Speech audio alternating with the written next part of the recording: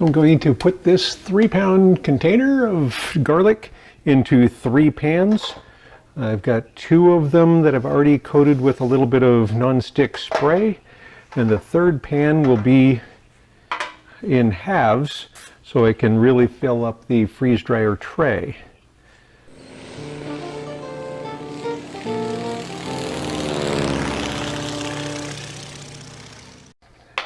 I'll coat this with just a little bit of the cooking spray, because that makes a heck of a difference when it comes time to get them out. And I know on some products, like egg whites, when you want to use them for whipping, that could be a problem, adding or introducing any fats. I suppose you could line it with parchment if that's a concern, and that would avoid that. Now, we'll get that tared out, and I'll get 8 ounces on each side of that divider.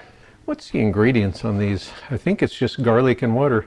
Garlic, water, and a little bit of citric acid. I'll try to get about 8 ounces of this into each side. 8 ounces on that side. Now on this side, I'll do like a half a pound. Now, we'll just kind of, and I won't worry about the fact that there's juice there. And don't talk while you're shaking it, it sounds funny. So I'm not going to worry about the fact that there's juice there, because yeah, it can go under this a little bit, but as long as it's level as it's freezing, while I'm pre-freezing it, it should even out on the 2 sides. And I don't need to pack this down very much either. It's going to be pretty solid. Okay, so that one's ready for pre-freezing. We'll get the other 2 pans. I'll get the other 2 pans, and then I'll get the other 2 jars. There's actually a little bit more than 3 pounds in this jar, which is fine. And we've been using this garlic for years, but once you open it, you're supposed to use it in a relatively short time. And as you know, at Costco things, you're getting things in 55-gallon drums, and sometimes it's hard to keep them in the refrigerator and use them up that fast. So freeze drying them gives us time. And I will do the other 2 jars just like that. But the other thing I want to add, one of the viewers had suggested, and I've tested and love it, is for the thermometers, instead of drilling holes into the food, using a stainless steel rod the same diameter as, coating it with a little bit of cooking spray. So coat it with a little cooking spray, and then slide it into the food. And I've got this piece of, this was a lid to one of the plastic containers, and so then I can just use that to keep that rod from ending up sinking down in. So now that's ready for pre-freezing and then freeze drying. And I don't need the little stainless steel rod to put a thermometer in all of them. I just need 4 per batch maximum. Even 1 would be useful, but 4 per batch is the maximum that I need. Finally, getting to the garlic. For me, this is 2 or 3 days later, and going to get them out of the pans and in onto the freeze dryer trays and into the freeze dryer. Usually, if things are going to be in the freezer for a while, we'll pop them out of the pans and put them in Ziplocs. This is the only thing I have freezing right now, except for the pear slices, which will be later. And so we'll get these out of there, get them over to the bagging table, which is where I put things on the trays, and get them on the trays. So using the corrugated plastic sheets to insulate things from the desks, and then we'll get the garlic out. You see, nice and frozen. And I'll just get a few out at a time and then come back and get the rest.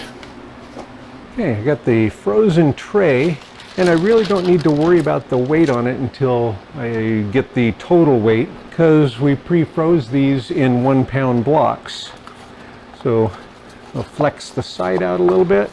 I should mention that viewers have mentioned a few times that you could run a little hot water on this, or dip them in hot water and they'll release easily, and that's absolutely true. And especially you could do that on some of them instead of the cooking spray. However, for us, the sink and the hot water is 2 floors away. Another option that works is a heat gun. We've used that a number of times also. But we find if we use the cooking spray, usually that's enough.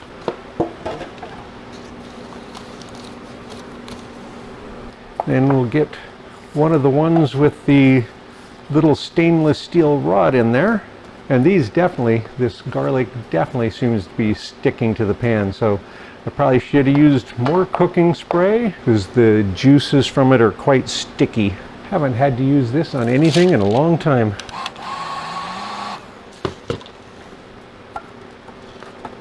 There we go. Sheesh.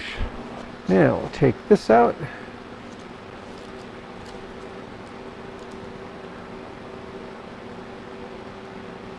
And on this one, the plastic piece did sink a little bit.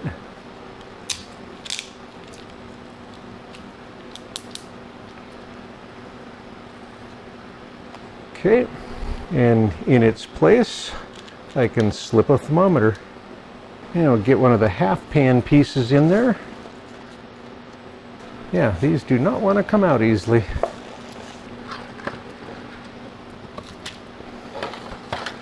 Now, we'll get the weight on that. Except I want the weight of the food. $18.89. And I can put this back in tray 2. The edges in the corner are releasing just fine. It's just the center is staying stuck. Go ahead and add a half one and another thermometer one. Yeah, it's just staying stuck in the middle. There it goes.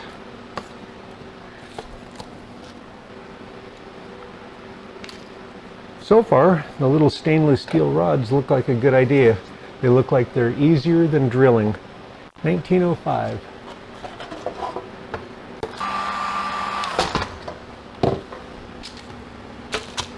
Okay, we'll go ahead and get that thermometer, or the piece out. Well, leave that for a second. By doing it this way, I have everything pre-measured because I've got half-pound blocks and 1-pound blocks. The whole load is 10 pounds by doing it that way, and I don't have to measure them out as I'm getting them ready for the freeze dryer. 1880. Whoa, this is my last block of garlic because I had 3 of the 3-pound jars, so I've got 9 pounds of garlic. Taxi! Now, what I'm going to do, since I still have a 1-pound space left, I've got a block of sausage gravy that's been sitting in the freezer for maybe 2.5 years waiting its turn to go on, so I'll get that in there too. I'm just writing down what it is, and I'll actually get a weight of just that block. So tear the scale out with that on there. And so that block is 409 grams right now. And I wonder if it lost 30 or 40 grams. I wonder if it was a pound originally, or if I scooped it out just in 2 cups. Anyway, that's what we've got right now. Now we'll get this whole thing on there with this out. And I don't mind at all sausage gravy touching my garlic, but if they were a little bit more dissimilar, I would just put a piece of parchment between them so that they weren't up tight against each other. Really doesn't matter in the freeze dryer. 1830 for the total. Now get a thermometer in there. Oh, I forgot the thermometer in the last one. Forgot to put the thermometer in this one. And I don't know if I've ever mentioned, we're using a Taylor brand thermometer. We've used a couple of different brands. They seem to work fine. They go from -40 is the printed to 120, but you can see it continues down, so it actually goes to about -50 to about 130. So it seems to be a good match for the freeze dryer.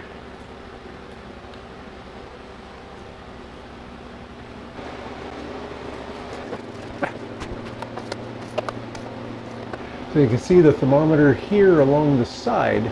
It's not underneath anymore because I realized I get the same information on the side and I don't have to worry about pulling it out before I defrost and having it filled with water. So by moving it up here, now it's out of that water area, gives me the same information essentially, and I don't have to worry about moving it. Anyway, it's only been putting it down here for years, and before I realized it didn't need to be there. Let's get them in there and closed up. Okay, all of the trays in there are at about 10 degrees or less. So all the trays are nice and chilly still. Oh, let's see if we got a ring around there, and we do.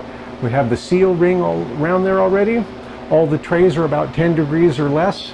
The top one was a little bit higher, which would be the first one I loaded, so it's been out the longest while I did the other ones. It was about 12 or 14 degrees. The bottom one is the coldest at just over 0. So average of around 10-ish.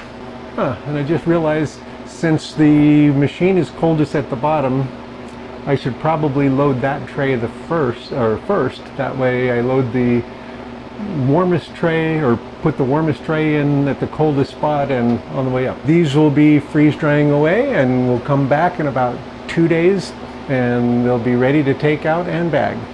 So don't go away, it'll be just a second.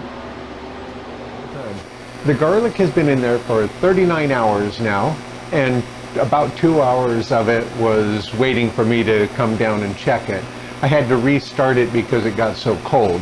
So now it's rewarmed. I'm ready to take it out and check it to see the starting weight for the dry check. And I've covered this a few times, I think. The dry check and the weights that I use have no relationship really to the rest of the weighing I do.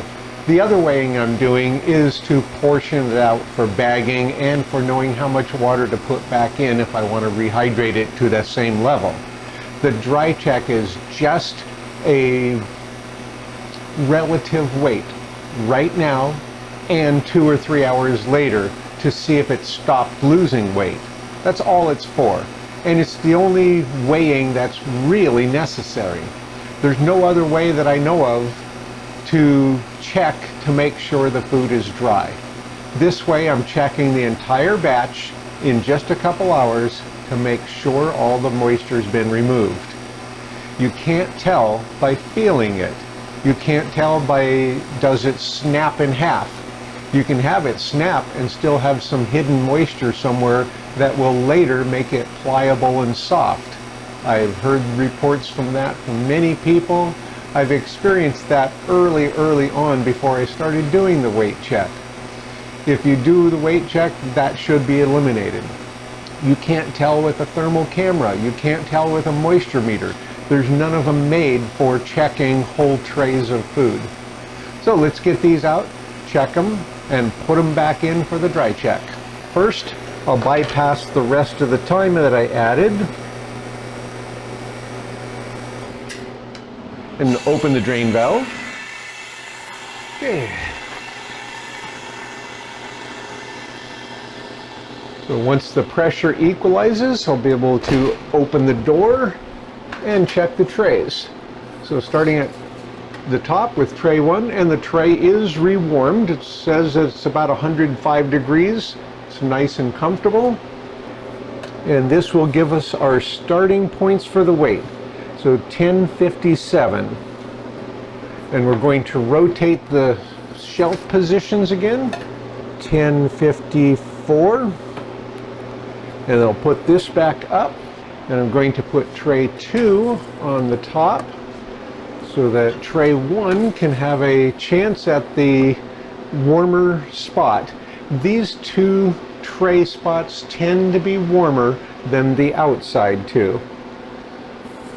Okay, tray 3, 1041, and 1038. And this tray is noticeably cooler than the other one. And I'll put tray 4 up a spot and tray 3 down at the bottom. So that gives us our initial weight point for checking for dryness. Now we'll put it back in for, I'm going to put it in for 3 hours because I have some other things to do. And you can put it in for an extended amount of time. If at any time I were to take them out for this weight check and felt water, ice, moisture, anything out of the ordinary, I wouldn't do the weight check.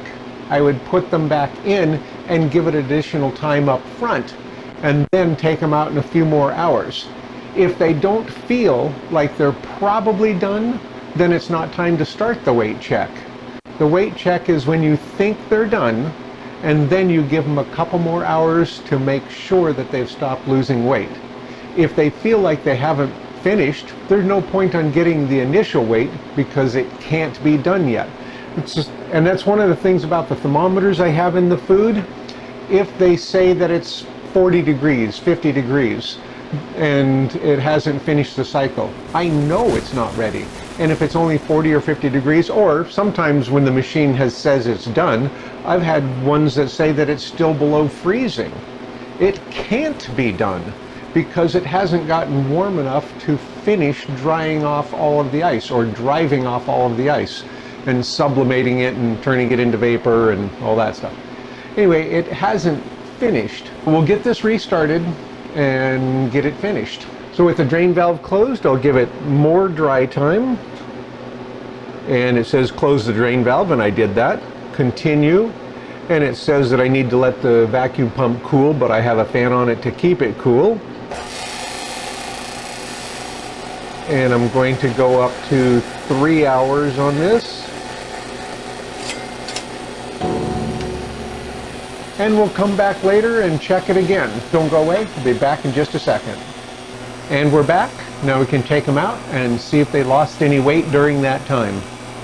So we'll bypass the rest of that time. I'll open the drain valve. And starting with tray 1. No change. Tray 4. And that's no change.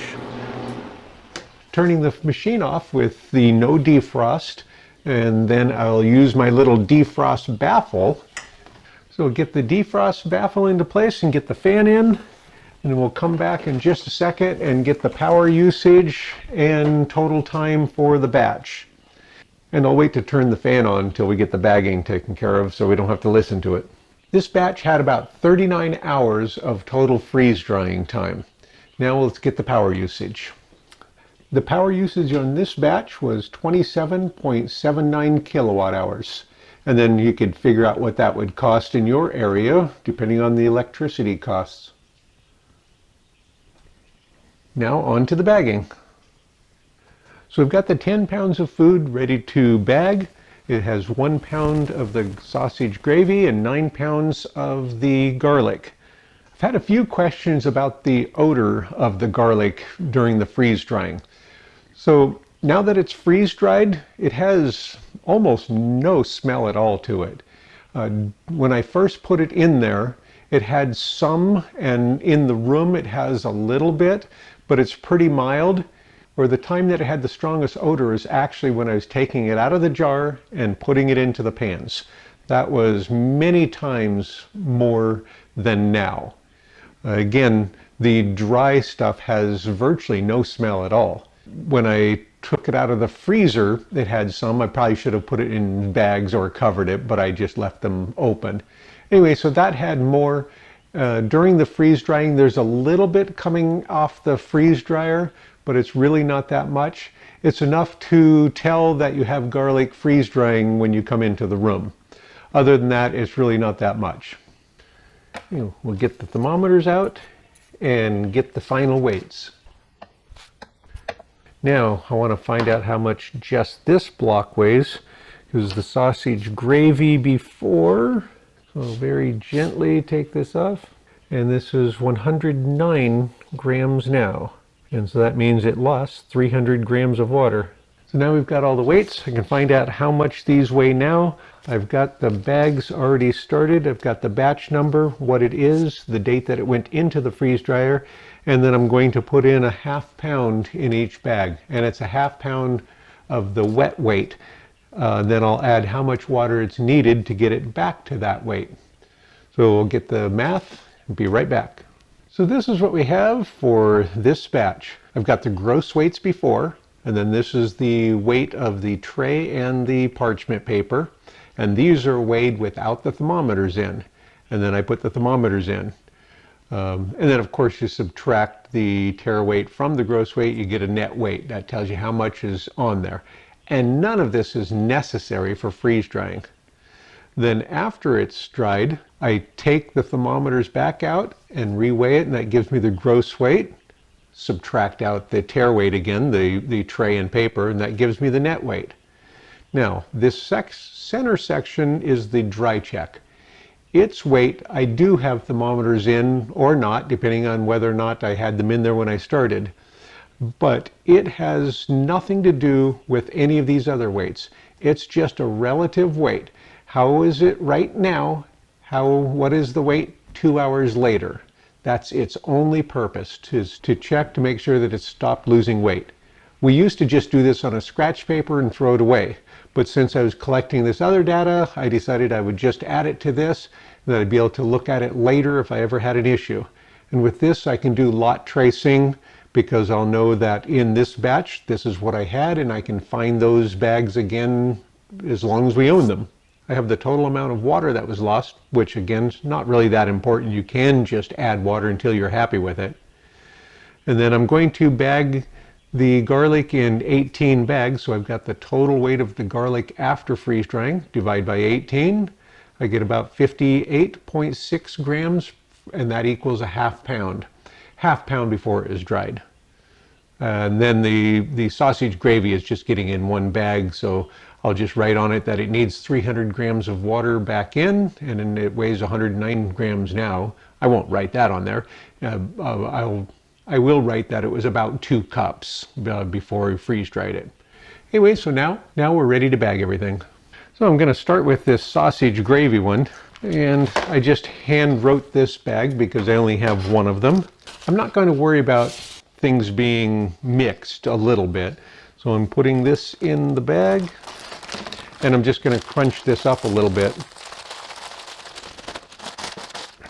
Now I can just pour that in there. So that one's ready for an oxygen absorber and sealing. I'll set it aside for right now until I get the rest of them done.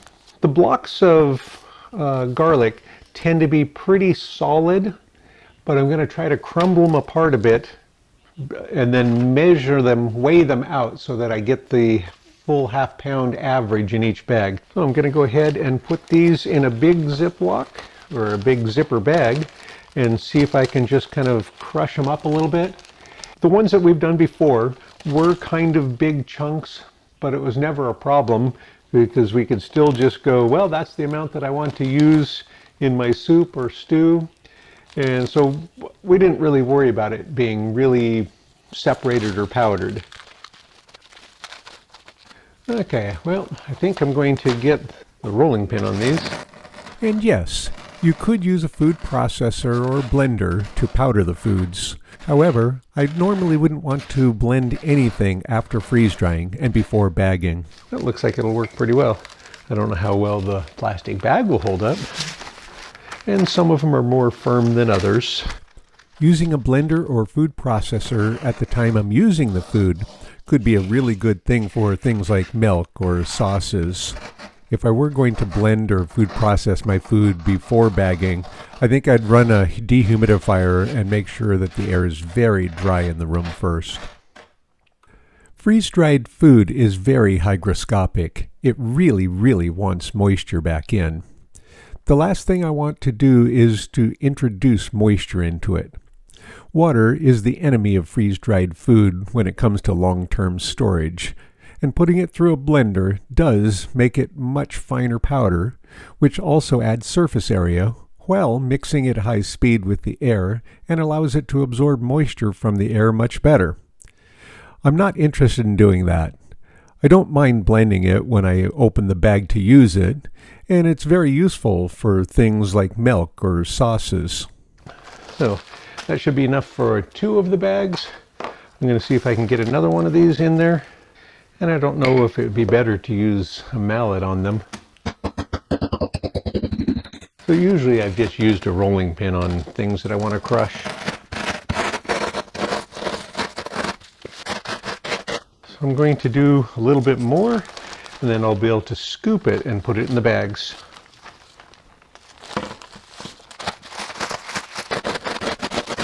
I'm going to go ahead and transfer those into a different bag until I'm ready to scoop.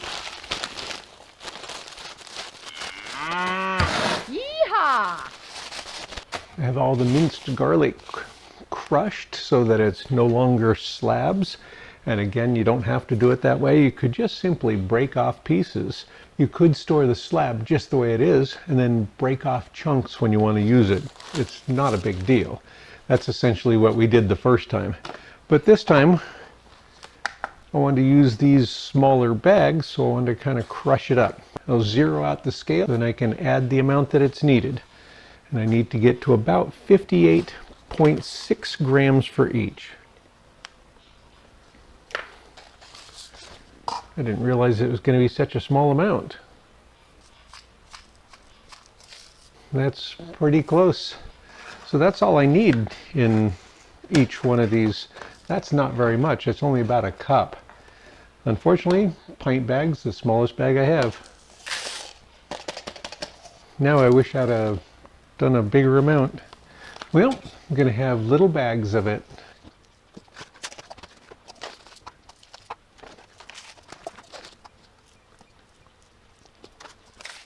I'm going to change some of these bags and go with double that. Because the only time we'd done this before, we left it in chunks, I thought I was going to need a bigger bag. So I'm going to relabel a few of them for 1 pound and do 1 pound in a few of them.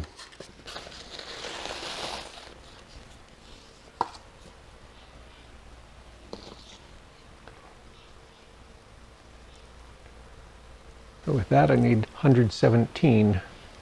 Nope, a little bit too much.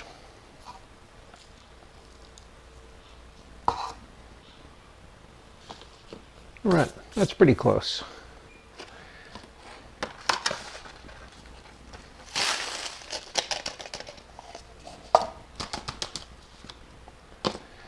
All right, so that still fits in there quite easily. So I'll do a few of them as 1 pound.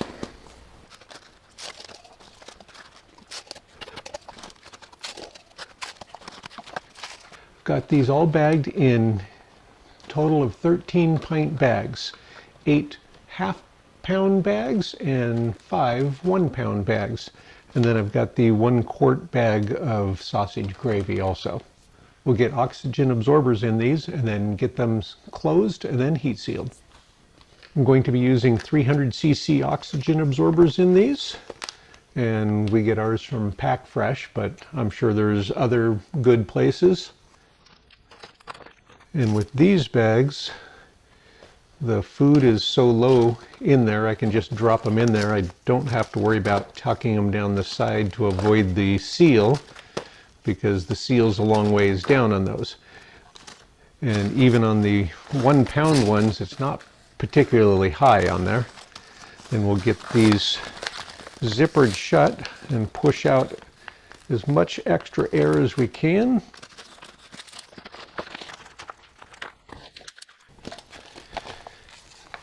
I like to do the first one twice on my sealer because it's like a giant heat sink, all of this metal.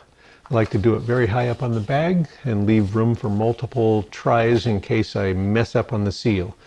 It's a rare thing, but sometimes it's a bad seal and that gives me room for 2 or 3 more tries. Or if I want to open it and reseal it, I can cut just the seal off and I still have room above the zipper for 2 or 3 more tries. On my sealer, it's set to about 7. Then I like to let it cool for just a couple of seconds after the light goes off to make sure that molten plastic has a chance to re-solidify and give me that good seal. So generally I hold it about 5 seconds after the seal has finished, but I don't always show that because that's really boring. Okay, it's off. 1, 2, 3, 4, 5. So I let it cool those few seconds in between each one or after the sealing. If I were to get a bad seal, I'd just go ahead and move down and give it a second try. Before I store the bins, I'm going to add the gross weight of each bag like I always do. And if it's bouncing between two numbers, I'll take that higher number. Okay, now if I've done a bad job with sealing, if I puncture the bag during storage, if water starts to get through this bag in any way, I'll be able to tell just by putting on the scale and see if it weighs more than it did before.